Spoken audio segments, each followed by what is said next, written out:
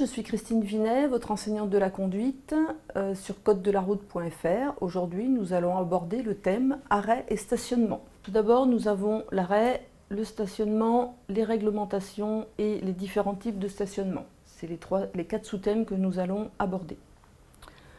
Tout d'abord, qu'est-ce que l'arrêt ?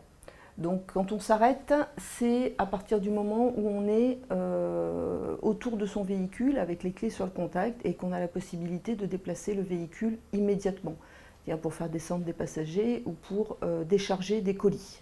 Ensuite, nous avons le stationnement. Nous stationnons notre véhicule et nous pouvons nous éloigner de notre véhicule, fermer à clé et pour une durée limitée ou illimitée. Donc là, nous avons la réglementation des arrêts et stationnements. Donc ce type de panneau va nous interdire de stationner, mais on a le droit de faire un arrêt.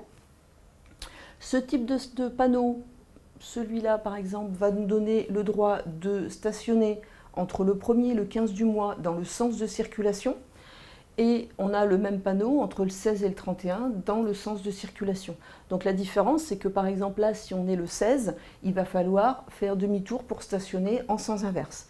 Et là, de même. Ensuite, on a donc le panneau stationnement, arrêt et stationnement interdit. Là, on a les fins des interdictions d'arrêt et stationnement.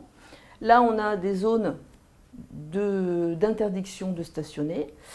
Là, ce genre de panneau, donc, où on a les deux dates, donc par exemple, si je vois ce panneau sur une agglomération, cela veut dire qu'entre le 1er et le 15, on va se garer du côté des chiffres impairs, et entre le 16 et le 31, on va se garer du côté des chiffres pairs.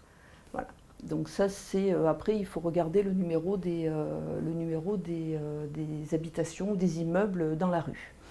Là, c'est les stationnements avec ce qu'on appelle un disque. Donc, vous avez la possibilité de mettre le nombre d'heures. Par exemple, normalement, c'est 1h30 maximum pour pouvoir vous stationner.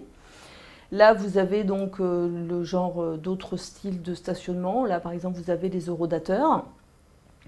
Et là, c'est toutes les fins d'interdiction de stationnement.